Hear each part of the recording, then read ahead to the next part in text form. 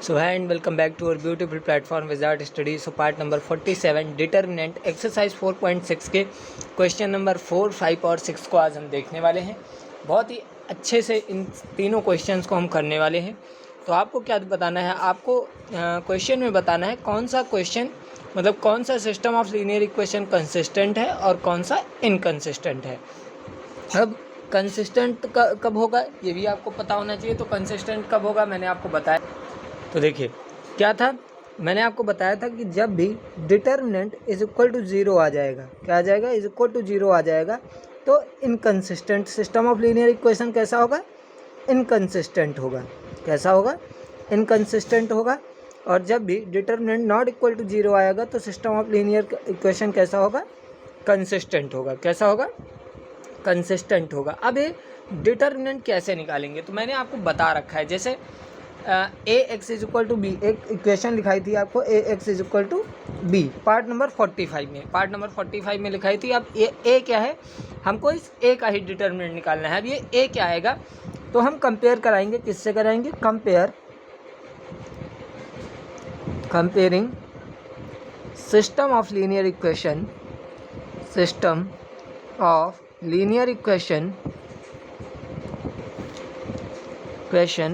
Bye किससे compare कराएंगे, a x plus b y plus c z is equal to zero से। तो यहाँ पे देखो मुझे ए मैट्रिक्स चाहिए, तो ए क्या निकल के आएगी मेरी मैट्रिक्स, देख रहा ध्यान से। ए क्या होगी यहाँ पे, स्केलर एलिमेंट, यानी कि एक्स के कॉफिशिएंट, वाई के कॉफिशिएंट, जेड के कॉफिशिएंट। तो यहाँ पे एक्स का कॉफिशिएंट क्या है 1, तो क्या लिखेंगे 1। वाई का कॉफिशिएंट क्या है 1, ऐसे ही जेड का कॉफिशिएंट क्या है 1। और यहाँ पे एक्स का कॉफिशिएंट क्या है 2।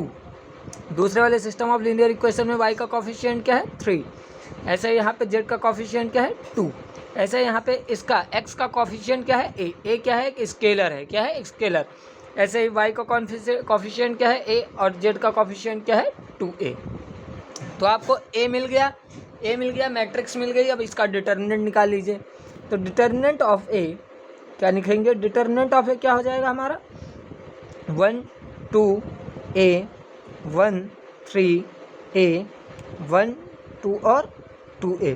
अब इसका डिटर्मिनेंट निकालना है। तो देखिए यहाँ पे सिंपल बात है, अलॉन्ग r1 एक्सपेंड कर देते हैं। तो देखिए क्या हो जाएगा, अलॉन्ग r1 जब एक्सपेंड करेंगे तो देखिए यहाँ पे क्या हो जाएगा, अलॉन्ग r1 एक्सपेंड करिए तो 1 के रिस्पेक्ट में आने वाली रो, आने वाला कॉलम हाइड कर देंगे। क्या बचेगा 3a 2a, क्या बचेगा 3a 2a। -1 साइन कन्वेंशन याद रखना है, यहाँ पे आता है जब तो माइनस लगा दिया जाता है। जब दूसरे एलिमेंट के अलॉन्ग एक्सपेंड करते हैं, दूसरे एलिमेंट के अलॉन्ग एक्सपेंड कर रहे हैं तो कॉलम और रो हाइड हो जाएगा। दूसरे एलिमेंट के रिस्पेक्ट में आने वाले कॉलम, आने वाले रो को हाइड करेंगे तो क्या बचेगा 2a 2a। ऐसे ही +1 है, इसके रिस्पेक्ट में आने वाला कॉलम, आने वाली रो हाइड हो जाएगी। क्या बचेगा 2a 3a।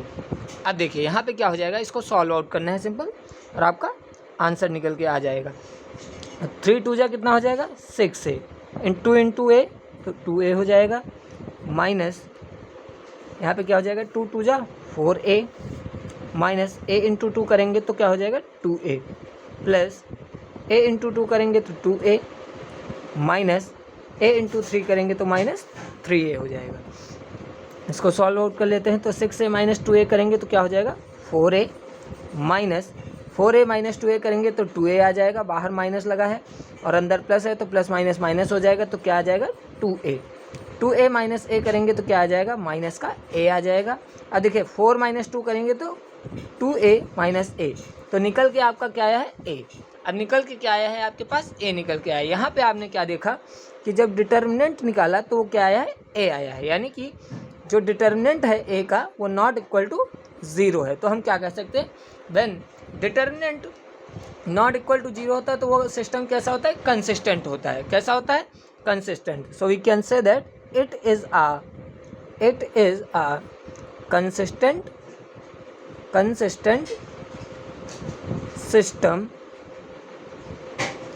Of linear equation. ये कैसा सिस्टम है लीनियर इक्वेशन का, तो कंसिस्टेंट सिस्टम है लीनियर इक्वेशन का। अब क्वेश्चन नंबर 5 के पास चलते हैं। तो क्वेश्चन नंबर 5 यहाँ पे आपका नोटेड डाउन है, तो इसको सॉल्व आउट करते हैं। तो इसको भी क्या करेंगे, सबसे पहले लिख लेंगे क्या, कंपेयर कराएंगे। तो देखिए on comparing by ax plus by plus cz is equal to 0 we get matrix A में हमको क्या क्या मिल जाएगा। तो देखिए पहले वाले के अलॉन्ग जब हम कंपेयर कराएंगे तो x के साथ क्या है, a है, तो यानी कि a की प्लेस पे क्या आएगा 3। ऐसे ही y की प्लेस पे क्या आएगा -1, y का कॉफिशिएंट क्या है -1। ऐसे ही z का कॉफिशिएंट क्या है -2। यहाँ पे देखिए अब हम इस इक्वेशन को हम कैसे लिख सकते हैं, 0 into X plus 2 into Y minus Z is equal to -1 लिख सकता हूँ। तो 0 इंटू एक्स करेंगे तभी तो यहाँ पे 0 आया है, तो जब कंपेयर कराएंगे तो यहाँ पे x की वैल्यू क्या है, एक्स का कॉफिशिएंट क्या आएगा 0 आएगा, क्या आएगा 0 आ जाएगा। ऐसे ही y का कॉफिशिएंट क्या है 2 और z का कॉफिशिएंट क्या है -1। सेम यहाँ पे जब इसको मैं क्या लिख सकता हूँ, देखिए 3x minus 5y plus 0z क्या लिख सकता हूँ, plus 0z is equal to 3 लिख सकता हूँ। तो यहाँ पे जब कंपेयर कराएंगे तो 3 -5 और 0 इसके एलिमेंट आ जाएंगे। अब आपको ए मैट्रिक्स निकल के आ चुकी है आपकी, क्या है 3 -1 -2 0 2 -1 3 -5 0। अब इसका आपको डिटर्मिनेंट निकालना है सिंपल, तो सॉल्व आउट करते हैं। तो डिटर्मिनेंट ऑफ ए निकालेंगे, देखिए अलॉन्ग R1 एक्सपेंड कर रहे हैं, तो 3 के अलॉन्ग जब एक्सपेंड करेंगे तो आने वाली रो आने वाला कॉलम को हाइड कर देंगे, क्या बचेगा 2 -5 -1 0। ऐसे ही माइनस इंटू -1। अब इसके अलॉन्ग एक्सपेंड कर रहे हैं तो ये कॉलम ये रो हाइड हो जाएगा, क्या बचेगा 0 3 -1 0। ऐसे ही -2 के अलॉन्ग जब करेंगे तो -2 के अलॉन्ग आने वाली कॉलम आने वाली रो को हाइड करेंगे, क्या बचेगा 0 3 2 और -5। इसको सॉल्व आउट करते हैं सिंपल, तो क्या आ जाएगा, देखिए सॉल्व आउट कर लीजिए सिंपल। तो 2 इंटू 0 0 हो जाएगा, माइनस क्या हो जाएगा +5, क्या आ जाएगा +5। वो बीच वाला माइनस किस लिए लगा है, क्रॉस मल्टीप्लाई वाला माइनस है, क्रॉस मल्टीप्लाई वाला माइनस, यानी कि जब 2 इंटू 0 किया तो 0 आया, बीच में जो माइनस लगता है वो वाला माइनस, फिर इस माइनस की इससे मल्टीप्लाई किया तो माइनस प्लस का 5 निकल के आया था। अब देखिए यहाँ पे माइनस क्या हो जाएगा +1, 0 इंटू 0 करेंगे तो 0 माइनस 3 बन जाए माइनस का 3 हो जाएगा। अब देखिए -2 -5 इंटू 0 0 -3 2 जा 6 हो जाएगा। इसको सॉल्व आउट कर लेते हैं। तो determinant of A is equal to 3 into -5 करेंगे तो -15 +1 -3, तो +1 की मल्टीप्लाई +3 से करेंगे तो क्या आ जाएगा, प्लस का 3 आ जाएगा।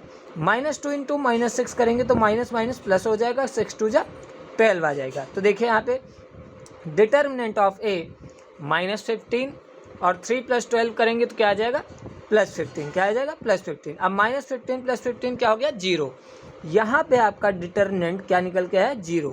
तो हम क्या कह सकते हैं, हम कह सकते हैं hence system of linear equation is inconsistent. कैसा है, इनकंसिस्टेंट है। कैसा है, inconsistent system of linear equation है। यहाँ पे देख सकते हैं जब डिटर्मिनेंट 0 के इक्वल आता है तो कैसा सिस्टम होता है, इनकंसिस्टेंट सिस्टम होता है। अब क्वेश्चन नंबर 6 को हम करते हैं। क्वेश्चन नंबर 6 को देख लेते हैं एक बार। तो ये आपके पास क्वेश्चन नंबर 6 है यहाँ पे। अब देखिए फिर क्या करेंगे, इसको भी कंपेयर कराएंगे। तो देखिए ऑन कंपेयरिंग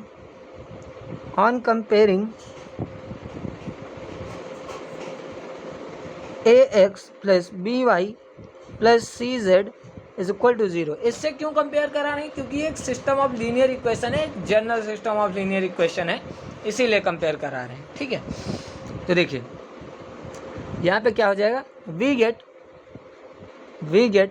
अब ए मैट्रिक्स क्या मिल जाएगी आपको। देखिए जब कंपेयर कराएंगे तो ए मैट्रिक्स क्या मिल जाएगी, कंपेयर कराइए तो x के साथ क्या है 5, y के साथ -1, z के साथ 4।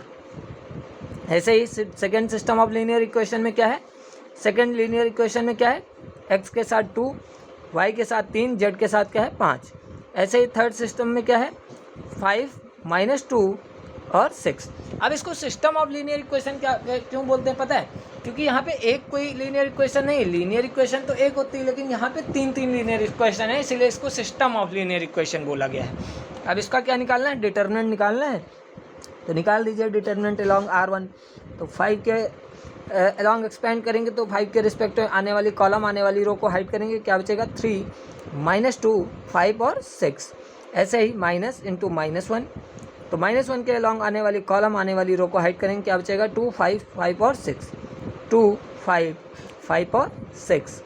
सेम क्या करेंगे यहाँ पे +4 के रिस्पेक्ट आने वाली कॉलम आने वाली रो को हाइड करेंगे, क्या बचेगा? 2 5 2 5 3 और -2। अब इसको सॉल्व आउट कर लेते हैं, तो देखिए यहाँ पे क्या हो जाएगा सॉल्व आउट करके।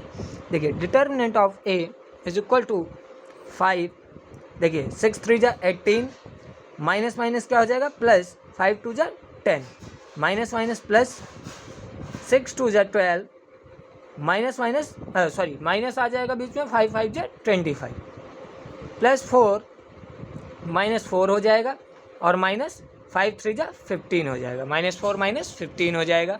अब देखिए determinant A is equal to 5, 18 + 10 करेंगे तो कितना हो जाएगा? 28। कितना हो जाएगा? 28, प्लस 12 - 25 करेंगे तो क्या आ जाएगा? -13। कितना आ जाएगा? -13, प्लस 4 -5 इंटू -15 करेंगे तो माइनस का 19 आ जाएगा। अब 28 इंटू 5 करेंगे तो 140 आ जाएगा। कितना आ जाएगा? 140, प्लस माइनस -13, और 19 4 जा कितना हो जाएगा? 20 × 80 एंड 76, कितना? माइनस का 76 आ जाएगा। कितना? माइनस का 76। अब देखिए यहाँ पे इसको सॉल्व आउट कर लेते हैं, तो प्लस का 140 है, -639 हो जाएगा, 718 हो जाएगा, माइनस का 89 है, तो कितना आ जाएगा आपके पास? 51, माइनस प्लस का कितना बचेगा? 51। आप क्या देख सकते हैं कि डिटर्मिनेंट ऑफ ए क्या निकल के आया है? 51। क्या निकल के आया है? 51, क्योंकि determinant of A not equal to 0 है, क्योंकि determinant of A not equal to 0 है, so we can say that hence the system of linear equation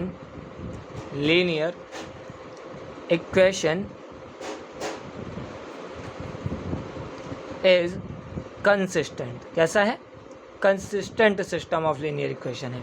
hope आपको क्वेश्चन नंबर 1 से 6 तक अच्छे से समझ में आया होगा, क्योंकि 3 क्वेश्चन मैंने इस पार्ट में कराए थे और 3 क्वेश्चन मैंने आपको कराए थे इसके पहले वाले पार्ट में, तो बहुत अच्छे से मैंने आपको कराया। होप बहुत अच्छा आपको वीडियो लगा होगा। मिलते हैं अगले लेक्चर में, तब तक के लिए सब्सक्राइब करते रहें, अपना ध्यान रखिए, अपने लव्ड वंस का ध्यान रखिए। मिलते हैं अगले लेक्चर में, तब तक के लिए जय श्री राम, राधे राधे सभी को, सत श्री अकाल सभी को।